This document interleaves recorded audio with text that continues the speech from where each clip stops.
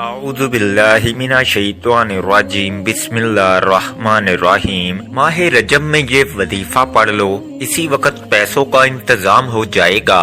یقین کرنا مشکل ہے لیکن ایک بار آزما کر ضرور دیکھ لینا۔ ماہ رجب کا بابرکت مہینہ ہے اور اس برکت والے مہینے کا پورا سال انتظار کرنا پڑتا ہے، اور اس لیے آج یہ مہینہ آپ کے پاس موجود ہے تو آپ یہ وظیفہ لازمی پڑھیے گا۔ اللہ رب العزت آپ کے پورے سال کے دن پھیر دیں گے، آپ کے تمام نصیبوں کو مقدروں کو کھول دیں گے، راستوں کی تمام رکاوٹوں کو ہٹا دیں گے، آپ کو کامیابیوں کی طرف لے جایا جائے گا۔ آج جو شخص بھی اس خاص وظیفے کو پڑھے گا، اللہ رب العزت اس کے معاملات کو بہتر کر دیں گے، اور غیب سے آواز آئے گی کہ آؤ اپنا رزق لے جاؤ۔ یہ وظیفہ کروڑوں کا ہے۔ آج یہ وظیفہ پڑھنے کے بعد آپ کے مقدر میں یہ تمام کی تمام رقم لکھ دی جائے گی۔ آج ماہ رجب کا بہت ہی خاص دن ہے، اہمیت والا دن ہے، اور یہ مہینہ اسلامی سال کا 7واں مہینہ ہے۔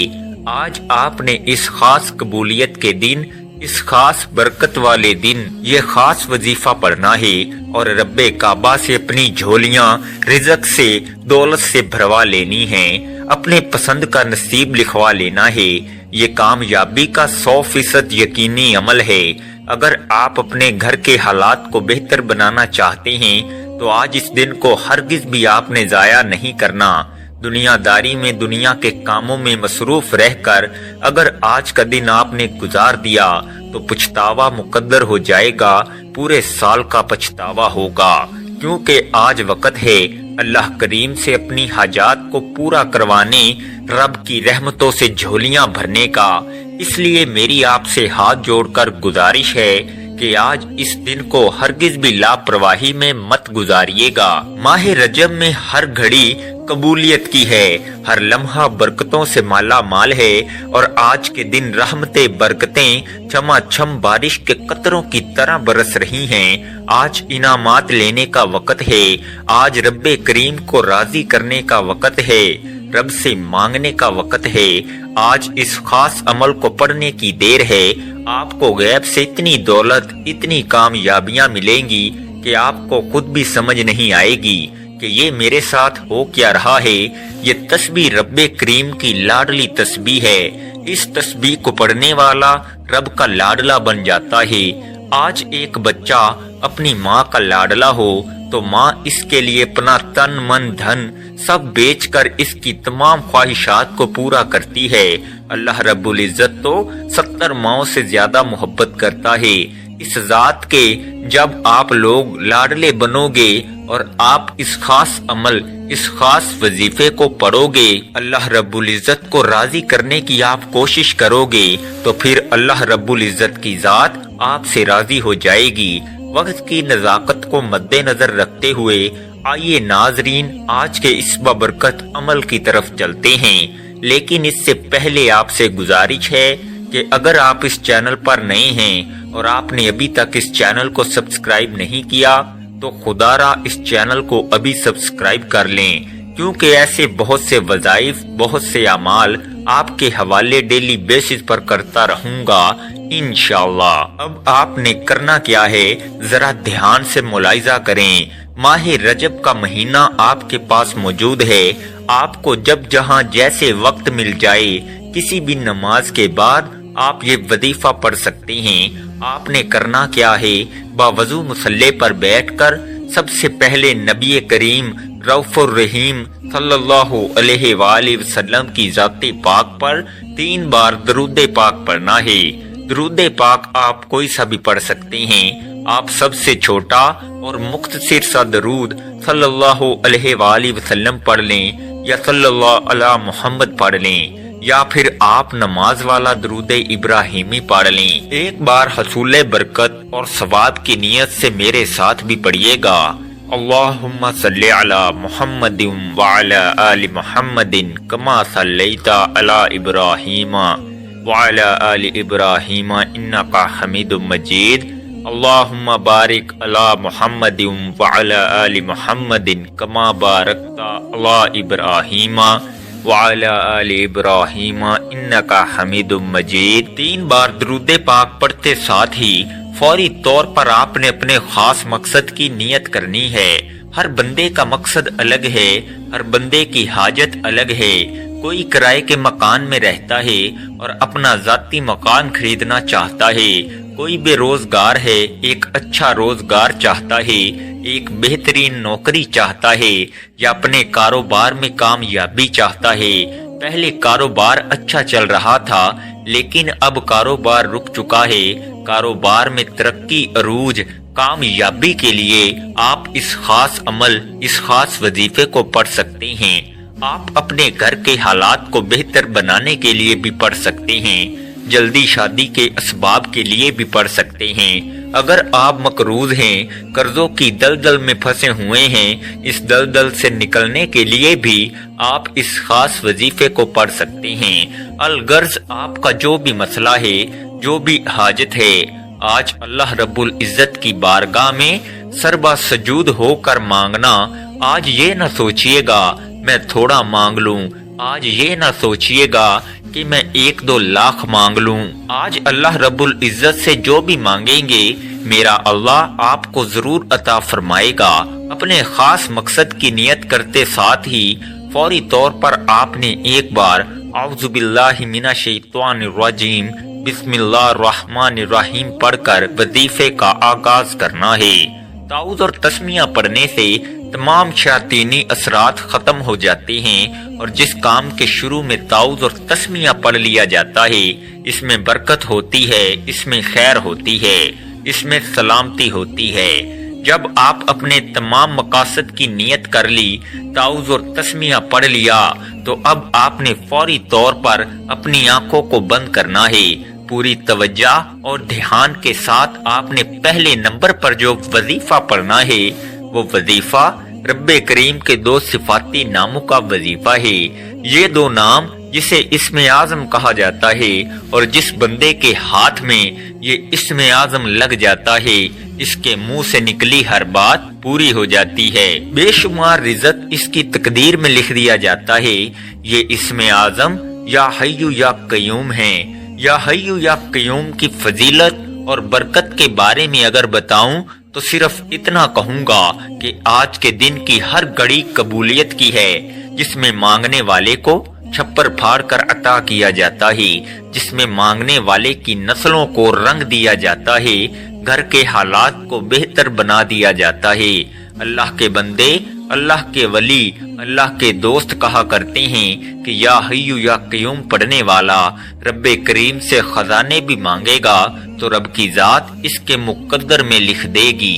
آپ نے یا حی یا قیوم کو پیسے پڑھنا ہے اور کتنی بار پڑھنا ہے توجہ کیجیے گا۔ یا حی یا قیوم 1 بار ہو گیا، یا حی یا قیوم 2 بار ہو گیا، یا حی یا قیوم 3 بار ہو گیا۔ اس طرح سے آپ یا حی یا قیوم کو ہاتھوں کی انگلیوں پر پڑھ لیں یا تسبیح کے دانوں پر پڑھ لیں۔ آپ نے صرف اور صرف 11 بار پڑھنا ہے۔ یا حی یا قیوم 11 بار پڑھتے دوران آپ نے کسی سے کوئی بات نہیں کرنی، نہ کوئی آپ سے بات کرے گا۔ آپ نے نہایت ہی توجہ اور دھیان کے ساتھ اللہ رب العزت کی محبت میں ڈوب کر پوری توجہ کے ساتھ پڑھنا ہے۔ اللہ پاک کا کرم ہوگا، آپ رب کریم کے سامنے جس حاجت کو لے کر بیٹھیں گے وہ حاجت 100% گارنٹی کے ساتھ پوری ہو کر رہے گی۔ جب آپ 11 بار یا حی یا قیوم کو پڑھ لیں تو اب آپ نے دوسرے نمبر پر جو وظیفہ پڑھنا ہے اسے غیبی خزانوں والا وظیفہ کہا جاتا ہے۔ یہ وظیفہ پڑھتے ہی فوری غیبی مدد آ جاتی ہے، غیب سے فرشتے آ کر آپ کی مدد کر جاتے ہیں، آپ کے بگڑے کام سنور جاتے ہیں، آپ کی پریشانی کو دور کر جاتے ہیں۔ آپ نے قرآن پاک کی ایک آیت حسبنا اللہ و نعم الوکیل کو پڑھنا ہے۔ اس قرآنی آیت کا مطلب ہے کہ میرے لیے میرا اللہ ہی کافی ہے اور وہی بہترین کارساز ہے۔ جب بندہ اس فانی دنیا میں رب کو پکارتا ہے کہ میرے لیے صرف میرا رب کافی ہے، رب فرماتا ہے جاؤ فرشتوں اس بندے کے منہ سے نکلی ہر بات کو پورا کر دو، یہ جو مانگتا ہے جتنا مانگتا ہے جیسا مانگتا ہے غیب سے اس کی جھولیاں بھر دو۔ اگر آپ بھی غیب سے اپنی جھولیاں بھروانا چاہتے ہیں، اگر آپ بھی غیب کے خزانوں سے جھولیاں بھرنا چاہتے ہیں تو حسبنا اللہ و نعم الوکیل پڑھنے کی دیر ہے۔ میرا رب آپ کو اپنے خزانوں سے مالا مال کر دے گا۔ توجہ کیجئے گا آپ نے اس آیت مبارکہ کو کیسے پڑھنا ہے اور کتنی بار پڑھنا ہے۔